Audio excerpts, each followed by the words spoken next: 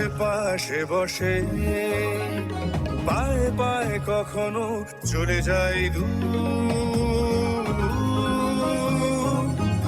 এ জীবন উদযাপনের সুর, radio radio Jadavpur, এগিয়ে চলার সুর, radio radio Jadavpur. 90.8 MHz community radio, Jadavpur university. মুক্ত চিন্তার পথে ভিন্ন মননের খোঁজ, কমিউনিটি রেডিও যাদবপুর। আপনারা শুনছেন কমিউনিটি রেডিও যাদবপুর 90.8 মেগাহার্টজ। এই বেতার সম্প্রচারটি যাদবপুর বিশ্ববিদ্যালয়ের technical education quality improvement programme TEQIP-র অংশ। ভারতের যে সার কোম্পানিগুলি সবচেয়ে দ্রুত গতিতে বৃদ্ধি পাচ্ছে, ম্যাটিক্স ফার্টিলাইজার্স অ্যান্ড কেমিক্যালস লিমিটেড তার মধ্যে অন্যতম। পশ্চিমবঙ্গের পানাগড়ে অবস্থিত তাদের কারখানায় বছরে 12.5 লক্ষ টনের ওপর ইউরিয়া সার উৎপাদন হয়। ভারত সরকারের গ্রিনফিল্ড প্রজেক্ট হিসেবে স্বীকৃত এই কারখানায় তৈরি হয় ডক্টর ফসল। ইতিমধ্যে যা পূর্ব ভারতের সর্বাধিক বিক্রিত ইউরিয়া সার হয়ে উঠেছে। কৃষি উন্নয়ন ও ভূমি সুরক্ষা, ক্ষুধা, অপুষ্টি ও দারিদ্র্য দূরীকরণ, গ্রামীণ এলাকা ও বস্তি উন্নয়ন, লিঙ্গ সাম্য, পরিবেশ, স্বাস্থ্য, শিক্ষা ইত্যাদি নানান বিষয়ের উপর জোর দেয় ম্যাটিক্সের CSR প্রকল্পগুলি। ম্যাটিক্স এক সবুজ ভবিষ্যতের অঙ্গীকার। শুরু হচ্ছে আমাদের বিশেষ অনুষ্ঠান ম্যাটিক্স কৃষি পাঠশালা। এই অনুষ্ঠানে আমরা ভূমি সুরক্ষা এবং চাষবাসের নানান দিক নিয়ে আলোচনা করব। 90.8 কমিউনিটি রেডিও JU-তে এই বিশেষ অনুষ্ঠান শুনবেন সপ্তাহে 3 দিন।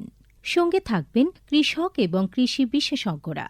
ভারত সরকারের রাসায়নিক ও সার মন্ত্রকের উদ্যোগে এবং ম্যাটিক্স ফার্টিলাইজার অ্যান্ড কেমিক্যালস লিমিটেডের সহায়তায় অনুষ্ঠানটি সম্প্রচার করা হচ্ছে। শুরু করছি ম্যাটিক্স কৃষি পাঠশালার আজকের পর্ব। আমাদের আজকের পর্ব অম্লমাটি নিয়ে। অম্লমাটি, তার সমস্যা এবং তার প্রতিকার। আর এ বিষয়ে আলোচনা করার জন্য আমাদের সঙ্গে স্টুডিওতে উপস্থিত আছেন ডক্টর পার্থ মুখার্জি, প্রাক্তন উপকৃষি অধিকর্তা, রসায়ন বিভাগ, পশ্চিমবঙ্গ সরকার এবং বর্তমানে CADC-র আধিকারিক। আপনাকে স্বাগত জানাচ্ছি আমাদের এই অনুষ্ঠানে। নমস্কার। নমস্কার। আমরা তো আজকের বিষয় রেখেছি অম্ল মাটি। তো প্রথমেই একটু জানতে চাইব যে এই অম্ল মাটি বলতে আমরা ঠিক কি বুঝি? মাটি স্বাভাবিক যে মাটি হয়, এই স্বাভাবিক মাটি থেকে অম্ল মাটি কিছুভাবে আলাদা এই কারণে তাদের অম্লত্বের কারণ যেটা, অর্থাৎ আমরা সহজ কথায় বলতে পারি যে এই মাটিতে দেখা যায় যে pH, সাধারণ মানুষ যেটা দিয়ে বোঝেন যে pH বলতে বোঝেন কি না, হাইড্রোজেন আয়নের আধিক্য কি, অর্থাৎ যেখানে বেশি হলে pH কম হয়, আধিক্য কম হলে pH বেশি হয়। সাধারণ মাটি কত থাকে না 6.5 pH থেকে 7.5 pH। এই pH এটা স্বাভাবিক মাটি। এবার অম্ল মাটি যার pH কিন্তু 6.5-এর কমে যাচ্ছে, নিচে নামছে, 6-এর কম, এমনকি 5, 4.5 অবধি যায় এবং এগুলো প্রবলভাবে সেগুলি আম্লিক মাটি হয়ে পড়ে। এই অম্লত্বের কারণ হিসেবে আমরা মানে এটা মাপ করি, যেমন আমরা থার্মোমিটারের সাহায্যে শরীরের তাপটা বোঝার চেষ্টা করি, এই pH-এর সাহায্যে আমরা তার অম্লত্বের কারণটা বুঝতে পারি যে অম্লত্বটা কতটা গভীর, এবং সেই গভীরতার কারণটা বিভিন্ন যে ধাতব মৌল আছে সেগুলোর আধিক্য কিছু হয়, কিছু মৌলের মানে কম হয়। যেমন পজিটিভ ক্যাটায়ন, ক্যালসিয়াম, ম্যাগনেসিয়াম জাতীয় আয়ন কমে যায় এবং হাইড্রোজেন এবং অ্যালুমিনিয়াম জাতীয় আয়ন যখন বেড়ে যায়, এইটুকু বলা যেতে পারে এই ক্ষেত্রে। তো এই যে অম্ল মাটি আমরা বলছি আর কি, মানে অ্যাসিড সয়েল, তাই তো? মানে মাটি কি তখন টক্সিড হয়ে যাচ্ছে? টক্সিক অনেক অর্থে হয় টক্সিক, কিন্তু এটা একটা, যেমন আমরা জল খাই, জলটা যদি pH অত্যাধিক কমে যায় সেটা আমরা ফিল করব, জলটা খাবো, মানে খেয়েই বুঝতে পারবো, কিন্তু বুঝবো সেটা খুব একটা মানে আমার কাছে উপাদেয় হলো না। ঠিক একইভাবে মাটি যদি আম্লিক হয়, তাতে অন্য বস্তু থাকবে না তা না, কিন্তু তার কার্যকারিতাটা কিন্তু পরিবর্তন হতে থাকে, বাধা সৃষ্টি হতে থাকে। মানে গাছের খাদ্য গ্রহণের ক্ষেত্রে বা গাছের বৃদ্ধির ক্ষেত্রে সেটা একটা বাধার কারণ হয়। আচ্ছা, তো আমাদের এই পশ্চিমবঙ্গে মোটামুটি কোন কোন অঞ্চলে এই অম্লমাটি দেখা যায়? এটা স্বাভাবিকভাবে অম্লমাটি একটা ভূপ্রাকৃতিক বৈশিষ্ট্য, এটা কিন্তু কোথাও নতুন করে আমরা সৃষ্টি করিনি। এটা প্রধানত যেটা পশ্চিমবাংলায় আমরা পাই, আমাদের পশ্চিমাঞ্চল যেখানে আমরা কাঁকুড়ে লাল মাটি আছে, সেখানে ল্যাটেরাইটিক সয়েল আছে। এটা প্রাকৃতিক কারণেই মানে এটা তৈরি হয়েছে আস্তে আস্তে ধীরে ধীরে। এর পিএইচ রেঞ্জ থাকে 6, তার কমে 5, এইখানে এই অর্থে এটা আম্লিক। আর একটা অংশ আছে যেটা হচ্ছে আমাদের তরাই অঞ্চলে যে অ্যালুভিয়াল মাটি আছে, সেখানেও অম্লত্ব দেখা দেয়। সেখানে বলছি আমরা পটজলিক সয়েল, আচ্ছা, সেখানে পিএইচ একটু কম দেখা যায় এবং সেখানে মানে পচন জৈব পদার্থও থাকে প্রচুর, এবং সেই কারণে এটা একটু পিএইচটা কম থাকে। আর একটা মাটি আছে ফুট হিলস, যেটা একদম দার্জিলিংয়ের অঞ্চলে, সেখানেও অম্লত্ব দেখা যায়। তো এইগুলো হচ্ছে স্বাভাবিক অম্লত্ব। আর একটা সামুদ্রিক অঞ্চলে মানে উপকূলবর্তী অঞ্চলে যে অম্লত্ব দেখা যায় সেটাকে আমরা বলি অ্যাসিড সালফেট সয়েল। এটা হচ্ছে প্রাকৃতিক কারণে আমরা দেখি। আর বাকি যেটা আমরা এই নয় যে এই যে আমি বললাম, তার মানে পশ্চিমাঞ্চল মানে কোথায় হলো আপনার পুরুলিয়া, বাঁকুড়া, বীরভূম, পশ্চিম মেদিনীপুর, বর্ধমানের পশ্চিমাঞ্চল, এই অঞ্চলে এই কাঁকুড়ে মাটি। আর তরাই অঞ্চলের যেটা দেখছি সেটা হচ্ছে জলপাইগুড়ি এবং উত্তর দিনাজপুর এই অঞ্চলে, আচ্ছা, আর দার্জিলিং জেলা তলার দিকে।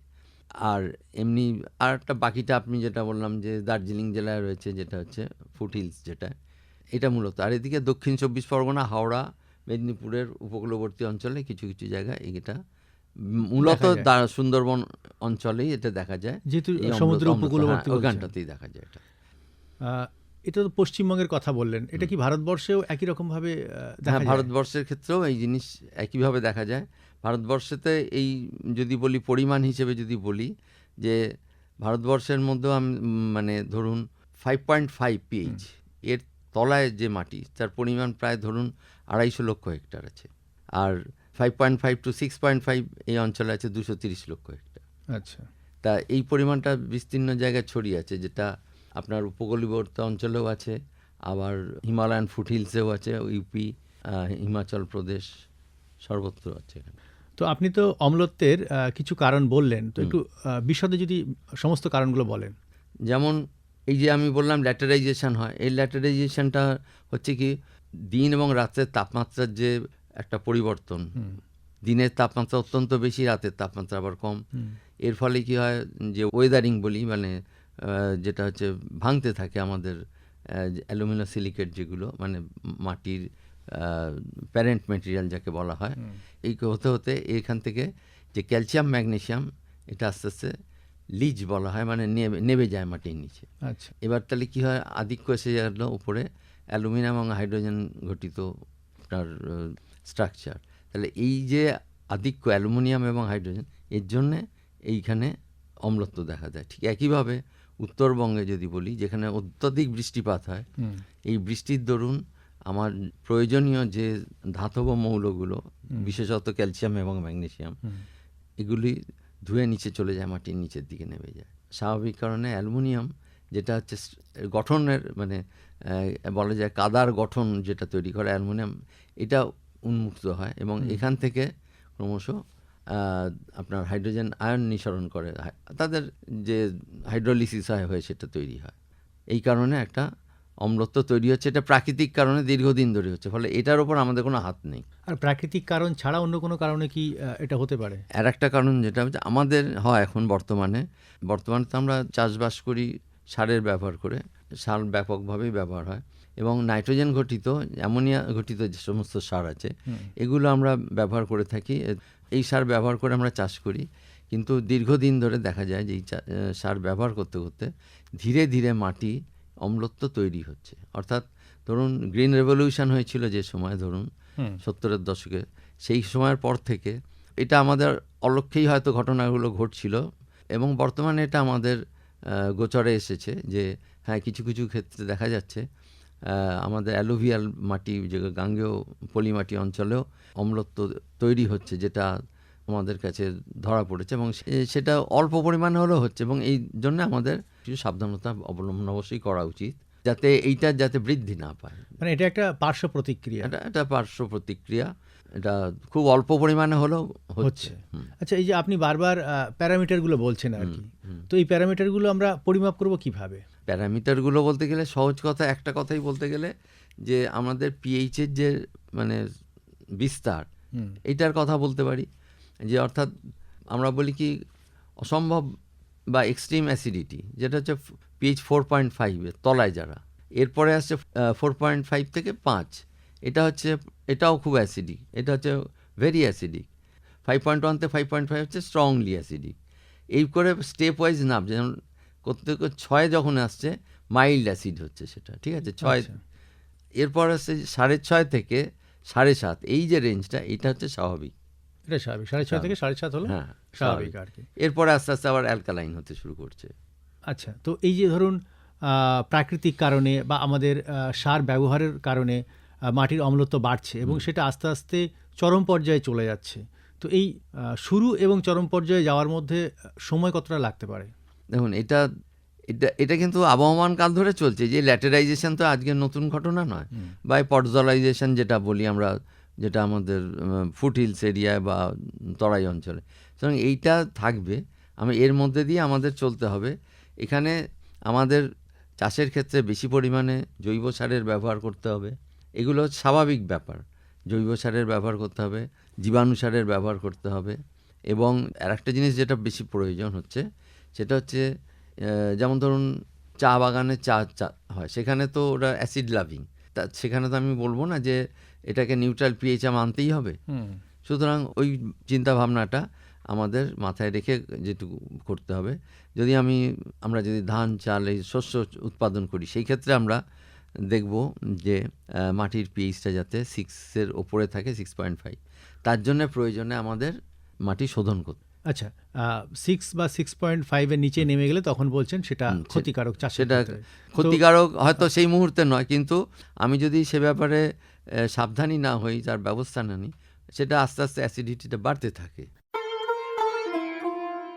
মুক্ত চিন্তার পথে ভিন্ন মননের খোঁজ, কমিউনিটি রেডিও যাদবপুর। আপনারা শুনছেন কমিউনিটি রেডিও যাদবপুর 90.8 মেগাহার্টজ। এই বেতার সম্প্রচারটি যাদবপুর বিশ্ববিদ্যালয়ের technical education quality improvement programme TEQIP-র অংশ। ভারতের যে সার কোম্পানিগুলি সবচেয়ে দ্রুত গতিতে বৃদ্ধি পাচ্ছে, ম্যাটিক্স ফার্টিলাইজার্স অ্যান্ড কেমিক্যালস লিমিটেড তার মধ্যে অন্যতম। পশ্চিমবঙ্গের পানাগড়ে অবস্থিত তাদের কারখানায় বছরে 12.5 লক্ষ টনের ওপর ইউরিয়া সার উৎপাদন হয়। ভারত সরকারের গ্রিনফিল্ড প্রজেক্ট হিসেবে স্বীকৃত এই কারখানায় তৈরি হয় ডক্টর ফসল। ইতিমধ্যে যা পূর্ব ভারতের সর্বাধিক বিক্রিত ইউরিয়া সার হয়ে উঠেছে। কৃষি উন্নয়ন ও ভূমি সুরক্ষা, ক্ষুধা, অপুষ্টি ও দারিদ্র্য দূরীকরণ, গ্রামীণ এলাকা ও বস্তি উন্নয়ন, লিঙ্গ সাম্য, পরিবেশ, স্বাস্থ্য, শিক্ষা ইত্যাদি নানান বিষয়ের উপর জোর দেয় ম্যাটিক্সের CSR প্রকল্পগুলি। ম্যাটিক্স এক সবুজ ভবিষ্যতের অঙ্গীকার। JU কমিউনিটি রেডিও 90.8 মেগাহার্টজে চাষি বন্ধুদের জন্য শুনছেন বিশেষ অনুষ্ঠান ম্যাটিক্স কৃষি পাঠশালা। আর ম্যাটিক্স কৃষি পাঠশালার আমাদের আজকের বিষয় অম্ল মাটি, তার সমস্যা এবং তার প্রতিকার। এই বিষয়ে আলোচনা করার জন্য আমাদের সঙ্গে উপস্থিত আছেন ডক্টর পার্থ মুখার্জি, প্রাক্তন উপকৃষি অধিকর্তা, রসায়ন বিভাগ, পশ্চিমবঙ্গ সরকার, এবং বর্তমানে CADC-র অধিকর্তা। আমরা যেটা আগে আলোচনা করছিলাম যে মাটির অম্লতা বা এই অ্যাসিডিটি, সেটা কোথায় হয়, কিভাবে হয়, এবং তার পরিমাণ কি। তো আমি একটু জানতে চাইবো যে এই অম্লতা যদি বাড়ে তাহলে চাষের ক্ষেত্রে কি কি ক্ষতি হয়, মানে কি কি সমস্যা দেখা দিতে পারে? ঠিক, অম্লতা মানে স্বাভাবিক মাটি চাষের ক্ষেত্রেই সবচেয়ে বেশি সুবিধাজনক, এবং চাষি তার থেকে সঠিক ফলন, অধিক ফলন পান। কিন্তু যখনই সেটা অম্লত্ব বা খারত্বের দিকে যায়, আমরা তো খারত্ব নিয়ে আজ আলোচনার বিষয় নয়, অম্লত্ব যদি বৃদ্ধি পায় তার ফলে কি কি ক্ষতি হতে পারে। যেমন অম্লত্ব বৃদ্ধি পেলে যেটা যে অ্যালুমিনিয়াম বা হাইড্রোজেন ঘটিত মৌল, এদের সমস্যা বা টক্সিসিটিতে তৈরি হয়। যেটা ধরুন অন্যান্য গাছের খাদ্য বস্তু হচ্ছে মূলত কি, আমরা নানা রকম জিনিস খেয়ে থাকি, কিন্তু গাছ হচ্ছে যে খাদ্য মৌলগুলো গ্রহণ করে থাকে, তার একটা সাম্য বা ভারসাম্যটা যখন নষ্ট হয় তখনই তার পক্ষে সেটা ক্ষতিকারক হয়ে ওঠে। আচ্ছা, একইভাবে এই টক্সিসিটি অফ অ্যালুমিনিয়াম বা হাইড্রোজেন তৈরি হয়। এটা একটা জিনিস তৈরি হয়। একই সাথে যেটা হচ্ছে ক্যালসিয়াম বা ম্যাগনেসিয়াম, যেটা গুরুত্বপূর্ণ ধাতব মৌল, সেগুলোর অভাব দেখা যায়। এখানে যেমন ধাতব মৌলের মধ্যে ক্যালসিয়াম ম্যাগনেসিয়াম এই দুটি ধাতু কমে যায়। এর একটা বিশেষ ভূমিকা আছে গাছের বৃদ্ধির ক্ষেত্রে, সেটা তার গাছের বৃদ্ধি ব্যাহত হয়। একইভাবে দেখা যায় যে গাছের বৃদ্ধির যেমন শেকড়ের বৃদ্ধি ব্যাহত হয়। এটা একটা গাছের শেকড়ের বৃদ্ধি ব্যাহত হওয়া মানে কি, গাছের খাদ্য গ্রহণ ব্যাহত হয়। একইভাবে দেখা যায় যে আমরা যে মাটিতে মূল খাদ্য নাইট্রোজেন পাশাপাশি ফসফেট ব্যবহার করে থাকি, যার বিশেষ প্রভাব আছে, মানে একটা প্রয়োগের প্রয়োজন আছে, সেই ফসফেট আবদ্ধ হয়ে পড়ে। হ্যাঁ, এই ফসফেট যখন মাটিতে আবদ্ধ হয়ে যাচ্ছে, সেই ফসফেট গাছ পায় না। এটাও অ্যাসিডিটির কারণেই হয়। অন্যান্য যেমন ধরুন অনুখাদ্য আছে, বোরন। বোরন যখন পিএইচ খুব নিচের দিকে নামছে, 5-এর তলায় চলে যাচ্ছে, বোরনের অভাব দেখা দিচ্ছে। বোরনের অভাবে গাছের ফল ফুল আসে না, তার মানে সেখানেও একটা গাছের উৎপাদনশীলতা ব্যাহত হয়। একইভাবে এখানে ধরুন মলিবডেনামের ক্ষেত্রেও এই একই ঘটনা ঘটে। শুধুমাত্র কয়েকটি অনুখাদ্য আছে যেগুলো মানে নিচু, মানে 5-এর কাছেও পিএইচে গ্রহণযোগ্য থাকে, সেই কটি বাদ দিলে আর সব ক্ষেত্রেই কিন্তু গাছের শারীরবৃত্তীয় কাজের ক্ষেত্রে সমস্যা তৈরি হয়। তার মানে আমরা যেটা বুঝছি যে মাটির যদি অম্লতা বাড়ে তাহলে ফলন, শারীরবৃত্তীয় ব্যাপার সবকিছুতেই সমস্যা দেখা দেবে। হ্যাঁ, গাছের মূলত গাছের যে খাদ্য গাছ গ্রহণ করে মাটি থেকে, তার প্রক্রিয়া ব্যাহত হয়। আচ্ছা, এই যে মাটির অম্লতা নিয়ে আমরা এতক্ষণ ধরে কথা বলছি, এবার একটু জানতে চাইবো যে কিভাবে দূর করব আমরা অম্লতা দূরীকরণের ক্ষেত্রে। একটা বিষয় তো আমি মূল যেটা আজকে এখানে বলার, সেটা হচ্ছে যে সরাসরি আমরা কি করি, ক্যালসিয়াম ঘটিত যৌগ, মানে যেটা লাইম অর্থাৎ চুন প্রয়োগ করে থাকি। এই চুন হচ্ছে বেসিক মূল যৌগ, যেটা ব্যবহারে আমরা অম্লত্বকে আমরা দূর করতে পারি। আচ্ছা, তাহলে আমরা চুন প্রয়োগ করব, চুন প্রয়োগ করবো মূলত। তো সেটা কি প্রকারে চুনটাকে আমরা ব্যবহার করব? আচ্ছা, এবার চুনের ক্ষেত্রে ব্যবহারের ক্ষেত্রে সবচেয়ে ক্ষমতা সম্পন্ন হচ্ছে পোড়া চুন, যেটা হ্যাঁ, বা যেটাকে আমরা ইংরেজিতে বলি স্লেকেড লাইম বলি। সেটা কিনতে পাওয়া যায়? সেটা কিনতে পাওয়া যায়, সেই চুন প্রয়োগ করা যেতে পারে। আর একটা হচ্ছে কলি চুন, হ্যাঁ, যেটা ক্যালসিয়াম হাইড্রক্সাইড বলা হয়, সেটাও আমরা ব্যবহার করতে পারি। আর একটা জিনিস ব্যবহার করতে পারি যে চুনা পাথর, অর্থাৎ ক্যালসিয়াম কার্বনেট, এটাকে আমরা ব্যবহার করি। এই 3 ধরনের চুন ব্যবহার করতে পারি। এছাড়া প্রকৃতিতে যেটা একটা পাওয়া যায় সবচেয়ে সহজলভ্য আমাদের কাছে এখন, সেটা হচ্ছে ডলোমাইট, যেটাতে ক্যালসিয়াম এবং ম্যাগনেসিয়াম কার্বনেট আছে। ঠিক আছে, এই ডলোমাইটের ব্যবহারে করলেও আমরা অম্লত্বকে দূর করতে পারি। ডলোমাইটটাও কি চাষিরা কিনতে পারবেন? হ্যাঁ, কিনতে পারেন। এই সবগুলোই চাষিরা কিনতে পারেন। এদের প্রয়োগ পদ্ধতি বিভিন্ন রকম আলাদা আছে, বিভিন্ন রকম, অর্থাৎ এখানে বলতে গেলে একটু যদি একটু বলেন যে যেমন পোড়া চুন এমন বস্তু যার আপনি দেখবেন সামান্য জল দিলে এটা প্রচণ্ড হিট তৈরি হয়, গরম হয়। তাহলে এইবার আপনি যদি হঠাৎ করে মনে করলেন যে 2 দিন বাদে আমি এখানে বীজ ছড়াবো বা চারা রোপণ করব, তার 5 দিন আগে আমি যদি ওখানে ওই পোড়া চুন ব্যবহার করতে যাই, সেটা গাছের পক্ষে ক্ষতিকারক হবে। অর্থাৎ আমাদের কৃষককে করতে হবে যে চুন প্রয়োগের ক্ষেত্রে তাকে যে সময়টা মাটিটা খালি থাকে, যে মূলত মানে গ্রীষ্মে মে জুন মাসে, ওইখানে মাটিতে খুব ভালোভাবে চাষ দিতে হবে। চাষ দিয়ে মাটির একটা সমান করে নিয়ে, মানে লেভেলিং করে, তারপর সেখানে সেই চুন প্রয়োগ করতে হবে। আচ্ছা, এবং সেই চুনটার ক্ষেত্রে সবচেয়ে বড় জিনিস, উনি যখন চুন কিনবেন বা আনবেন, সেই চুনটা যেন যতটা সম্ভব মানে ডাস্ট, গুঁড়ো হয়। কারণ গুঁড়ো না হলে কোনো জায়গায় বেশি, কোনো জায়গায় কম হবে। এটা কিন্তু বিশেষ লক্ষ্য করা, কারণ উনি হয়তো ভাবলেন আমি চুন নিয়ে এলাম, আমি দিয়ে দিলাম, কিন্তু সেটা যদি গুঁড়ো ঠিক মতো না হয়, তার একটা মানে কণার মাপের আছে, আমরা মেস দিয়ে বলি, হাতে নিলে একদম যদি ধরুন প্রায় কিছু না হলেও ওই মানে না আটা না সাবুদানা, এর মাঝামাঝি যদি হয়, যত ডাস্ট ট্যাল্কের মতো হয়, সেটা সবচেয়ে ভালো, যে ট্যাল্ক আমরা ব্যবহার করে থাকি। ঠিক আছে, সেরকম হলে ভালো। এবং সেটা ছড়িয়ে দেওয়ার পর তার উপর জল দিয়ে দিতে হবে, জল দিয়ে ভিজিয়ে রাখতে, এবং এই অবস্থায় অন্তত কমপক্ষে 20-25 দিন তো রাখতেই হবে, ফেলে রাখতে হবে। এটা হচ্ছে পোড়া চুন ব্যবহারের ক্ষেত্রে। আর কলি চুনের ক্ষেত্রে পরিমাণটা কম লাগে, কারণ পোড়া চুনেতে ক্যালসিয়ামের কার্যকারিতা অনেক বেশি। তার চেয়ে কম কার্যকরী কলি চুন, তার চেয়েও কম কার্যকরী হচ্ছে চুনাপাথর বা ক্যালসিয়াম কার্বনেট। তা আমরা মূলত কিন্তু যা রেকমেন্ড করি বা বলি চাষিদের প্রয়োগ করতে, সেটা চুনাপাথর, তার ওপরে ভিত্তি করে আমরা পরিমাণটা বলে থাকি। আচ্ছা, তো এই মাত্রা কিভাবে নির্ধারণ করবেন চাষি? মাত্রা নির্ধারণের ক্ষেত্রে এবার মাটির প্রকারভেদের ওপর নির্ভর করে। যেমন এটা মূলত মাটির সমস্ত ধর্মই হচ্ছে তার কাদার ওপর নির্ভর করে, কাদা পরিমাণের উপর। তা মাটির আমাদের যেমন বেলে মাটি আছে, বেলে দোআঁশ মাটি, আর একটা ধরনের মাটি হচ্ছে দোআঁশ মাটি, আর একটা হচ্ছে কাদা মাটি। 3 ধরনের মাটি আমরা ভাগ করি। তাই যদি বেলে মাটি বা বেলে দোআঁশ হয়, তার ক্ষেত্রে আমরা বলি যে 10 কুইন্টাল পার একর দিতে হবে। যদি দোআঁশ মাটি হয় তাহলে বলবো 20 কুইন্টাল, মানে তার কাদার ভাগটা একটু বেড়ে গেল। আচ্ছা, যদি কাদা মাটি হয় তার ক্ষেত্রে আমরা 30 কুইন্টাল পার একর। আচ্ছা, ঠিক আছে, মানে 10 কুইন্টাল পার একর। এটা পিএইচ যখন 5 থেকে আমি তাকে উন্নত করব, 6-এর ওপর নিয়ে যাব। তো পিএইচকে 5 থেকে 6-এর ওপর নিয়ে যাওয়ার জন্য 10 কুইন্টাল পার একর দেবো। এটা হচ্ছে বেলে মাটির ক্ষেত্রে। দোআঁশ মাটির ক্ষেত্রে 20 কুইন্টাল দেবো, আর কাদা মাটির ক্ষেত্রে আমরা সেটা 30 কুইন্টাল দেবো পার একর। আচ্ছা, চুন যদি দিই, ধরুন চুনের ক্ষেত্রে পরিমাণটা অর্ধেক হয়ে যাবে। মানে যেখানে 10 সেখানে চুন যদি দিই, যেটাকে বলছি ক্যালসিয়াম অক্সাইড, তখন 5 হয়ে যাবে। 5 হয়ে যাবে। তো এই যে কোন চুনটা দেবে আর কি চাষি? চুন মানে দেখুন, ভালো আপনার মন্দ? পোড়া চুন খুবই ভালো, সেটা কোনো অসুবিধা নেই, কিন্তু আপনার কাছে যেটা কাছে অ্যাভেলেবল হবে বা পাবেন চাষি, সেটাই দেওয়া ভালো। যে ডলোমাইট দেওয়া কোনো অসুবিধা নেই, ডলোমাইট খুব কার্যকারী। এতে ক্যালসিয়ামও আছে, ম্যাগনেসিয়াম, দুটোই গাছের বৃদ্ধির ক্ষেত্রে খুব উপকারী। ফলে ডলোমাইট প্রয়োগটা খুব আমাদের কাছে গ্রহণযোগ্য, কার্যকারী।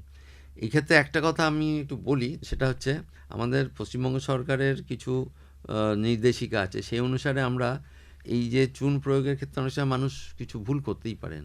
আর এই ভুলটা হলে কি হয় অসুবিধে, একসাথে অনেকটা চুন প্রয়োগ করলে সেটা গাছের ক্ষেত্রে মনে হয় প্রাথমিকভাবে কিছু মানে তার শারীরবৃত্তীয় ক্রিয়াতে বা আপটেক অফ যে আমরা বলি খাদ্য গ্রহণের ক্ষেত্রে হয়তো কিছু সমস্যা আসতে পারে। সেই কারণে এটা ভেঙে ভেঙে যদি দেওয়া যায়, অর্থাৎ আমি দেখছি আমার মাটিটা পিএইচ হয়তো 5-এর নিচে 4.98 হলো, তা আমি সেক্ষেত্রে আমাদের দুটো ভাগ করে রেখেছি যে 5.23 এর নিচে যখন হবে আমরা 2 টন পার হেক্টর বলে থাকি। আচ্ছা, এটা যদি বিঘায় যদি বলি তারা 250 কেজি পার বিঘা। যখন কম মানে পিএইচটা 5.2 বা এর কম, তার ওপরে যদি হয় তখন বলবো 150 কেজি পার বিঘা। আচ্ছা, এই পরিমাণটা হয় কি, যদি আমি 15-20 দিন আগে দিয়ে দিই তাহলে আমার গাছের ক্ষেত্রে কিন্তু খুব একটা সমস্যার সৃষ্টি হয় না পরবর্তী চাষে যেতে। কারণ এখন আমরা সারা বছর ধরেই তো চাষ করে থাকি, মাটি খালি থাকে খুব কম, ফলে সেই হিসেবে এই ডোজটা গ্রহণযোগ্য। মানে ভেঙে ভেঙে দিই, ভেঙে দেয় মানে আমি এই বছরে দিলাম ধরুন 250 কেজি পার বিঘাতে দিয়ে দিলাম, সামান্য ডোজ, এটা বেশি না। তাহলে অন্যান্য আপনার খাদ্যমৌল নেওয়ার ক্ষেত্রে কোনো সমস্যা হবে না, বা সময়টাও আমার হাতে থাকছে। এর পরবর্তী ক্ষেত্রে আমি মাটির পিএইচ আবার পরীক্ষা করে আমি আবার প্রয়োগ করব। এরম ধাপে ধাপে আমি কিন্তু এটা আস্তে আস্তে শোধনটা হয়তো 3-4 বছরের মধ্যে আমি সেটা একটা মানে পিএইচটা 6 থেকে 7-এর একটা মাঝামাঝি ভালো জায়গায় নিয়ে আসতে পারবো। আচ্ছা, এইখান থেকে জিজ্ঞাসা করি যে ধরুন চাষি যখন মাটি পরীক্ষা করে বুঝলেন যে অম্লত্ব বেরোচ্ছে, তো সেই অম্লত্বকে দূর করার জন্য তিনি প্রসেসিং শুরু করলেন। এই শুরু করার কতদিন পরে মাটি আবার মানে সম্পূর্ণ সঠিক স্বাস্থ্য ফিরে পাবে? সঠিক স্বাস্থ্য ফিরে পাবে ওইটা পিএইচ যখন ধীরে ধীরে তার মানে 6-এর কাছাকাছি আসবে, তখন স্বাভাবিক কারণে ভেতরে রাসায়নিক চিত্র অর্থাৎ যে সলিউশন, এটা তো একটা মানে একটা জলীয় সলিউশনের মধ্যে থাকে, সেইটা যখন সঠিক জায়গায় মাত্রায় চলে আসে, স্বাভাবিক কারণে সেখানে আবার অন্যান্য মৌল তারা আবার অ্যাভেলেবল হয়ে ওঠে। না, মোটামুটি 1 বছর 2 বছর 3 বছর এটা একবার এটা ফিরে পাবে। হ্যাঁ, অবশ্যই। বেশ, তাহলে আমরা আজকে শেষ করব আমাদের আজকের এই ম্যাটিক্স কৃষি পাঠশালার পর্ব, অম্ল মাটি, তার সমস্যা এবং প্রতিকার। এ বিষয়ে আমাদের সঙ্গে আলোচনায় আজকে ছিলেন ডক্টর পার্থ মুখার্জি, প্রাক্তন উপ কৃষি অধিকর্তা, রসায়ন বিভাগ, পশ্চিমবঙ্গ সরকার, এবং বর্তমানে সিএডিসির আধিকারিক। আপনাকে অনেক অনেক ধন্যবাদ। ধন্যবাদ আপনাদের।